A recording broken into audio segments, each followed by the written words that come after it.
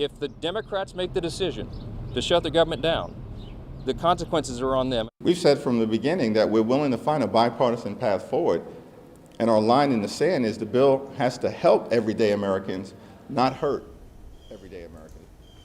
The countdown to a government shutdown continues, as does the back and forth between the lawmakers who say they're trying to avoid it. That deadline now less than 6 hours away. Thanks for joining us tonight at 6. I'm Faith Woodard. And I'm Rolly Hoyt. Tonight, Arkansas is preparing for a shutdown of the federal government. It's looking more and more likely with every passing second.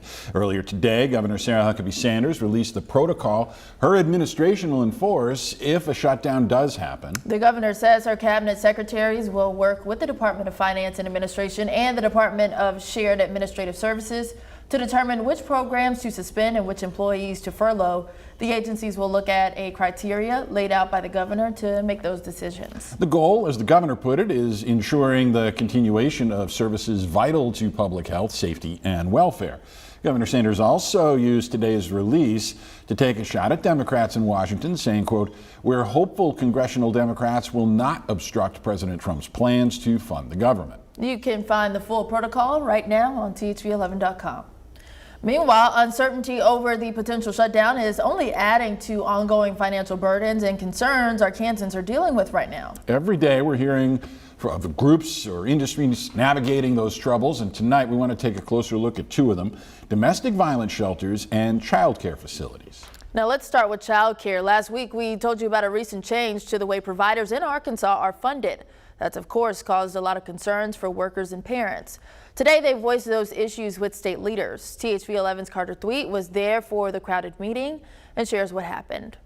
When we got our allocation and we get quarterly payments, the formula changed and we had an $8 million reduction that wasn't being anticipated for. Less money coming from the federal government. That's the reason Secretary Jacob Oliva gave lawmakers for changes to child care in Arkansas, specifically how much child care providers get reimbursed for families that use vouchers. A lot of criticism I'm hearing from providers, and it's very warranted, is that they didn't have a lot of time to plan and make some decisions because we received really short notification that the current revenue and future revenue may look different depending on what our congressional awards are. The seats behind Oliva were full of child care providers from across the state. One of their main concerns, they weren't given nearly enough notice for these changes. Did we meet with local providers? Did we talk to our team? Did we look at other states? Did we ask as many people as we could? Yes. Is this the perfect solution?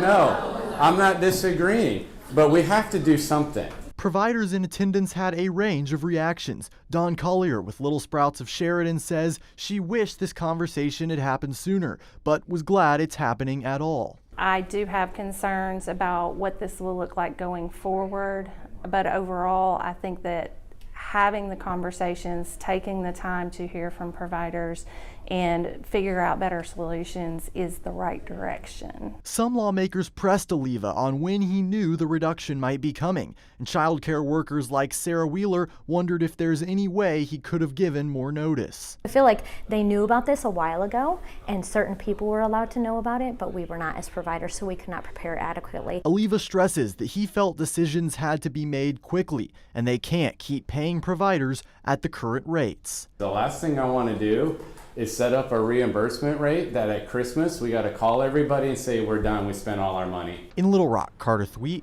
THV 11 News. Lawmakers and Oliva did discuss pausing these changes for 30 days, meaning they wouldn't take effect till November 1st. However, that has not yet been finalized. It's not just child care. Domestic violence shelters across Arkansas say they're feeling the effects of major cuts to federal funding as well. For one shelter in Pine Bluff, the Committee Against Spouse Abuse, or CASA, the loss could mean closing its doors after more than 4 decades of serving survivors. THV 11's Maya Ellison shows us the impact of those cuts and what's at stake for the center if it shuts down. There's only one women's shelter in Pine Bluff, CASA, who served the community for quite some time, providing resources for women and children looking to escape domestic violence. But on Wednesday, everything could change, not just for them, but for shelters across the state.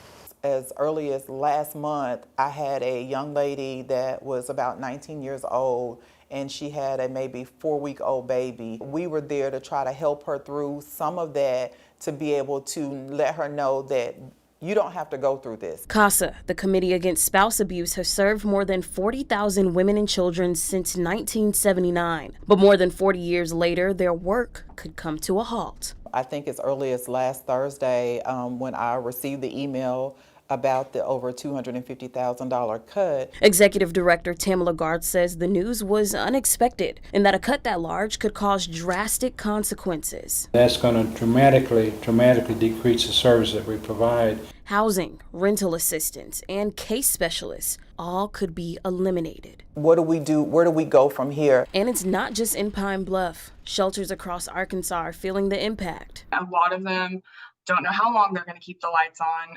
One of them told me they only have enough funds to last a year. According to the Arkansas Department of Finance, federal funds are distributed to centers through the Victims of Crime Act. In 2023, $17 million was provided in supplemental funding. But this year, cuts are being made in response to changes in federal budget policy, leaving shelters like CASA uncertain about the future. The process is really kind of dramatically abrupt, so to speak.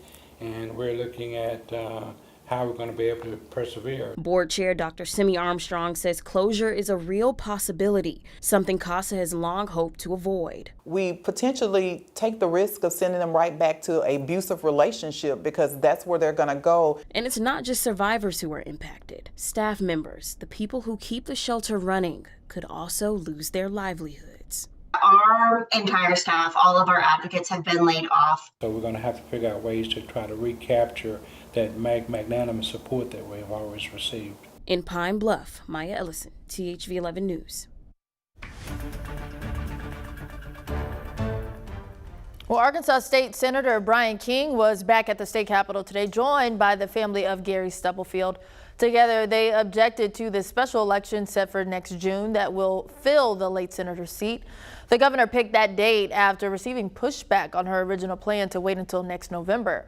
Tonight, Claire Everbach explains why King and the Stubblefield family are now calling on her to make another change for the people of District 26. Senator Brian King says the decision to move the general election to June means District 26 won't have a voice during one of the most crucial times of government, the fiscal session. This attempt to have the special election after the budget session will impact not just the prison issue, but it will also impact the budget session. They will have no representation during the budget session. King says this isn't just a matter of timing, but a matter of right and wrong. While we're here today, if you look at this situation of even moving back this special election to June, you're basically allowing stolen representation. You're trying to steal representation from the people in that Senate district at one of the most crucial times of our state government. He says the proposed prison in Franklin County is an example of why this matter is urgent. His district and mine, being close enough, could be the most impacted from the mega prison and impact them for decades. And all of a sudden, this governor believes that they should not have representation during this crucial time. And emphasized this change is a form of stealing representation. Voter fraud, it really is about stealing representation, and this putting off the special election for his seat is about just stealing representation. Amber Sullivan, the daughter of Senator Stubblefield, stood alongside King and spoke at the press conference. She says her father's seat should not go unfilled for so long.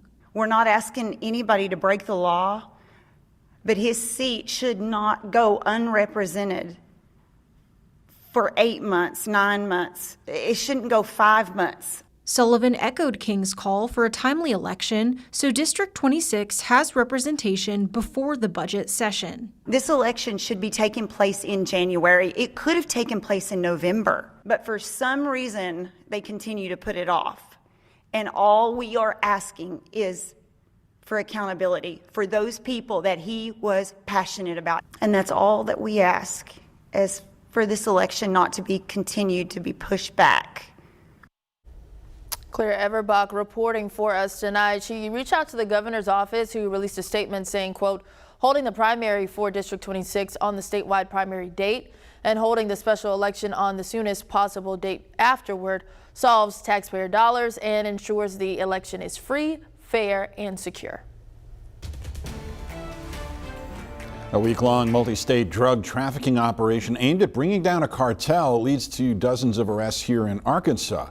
Of the 47 arrests made this week by the New Orleans division of the DEA, Arkansas arrests account for 27 of them.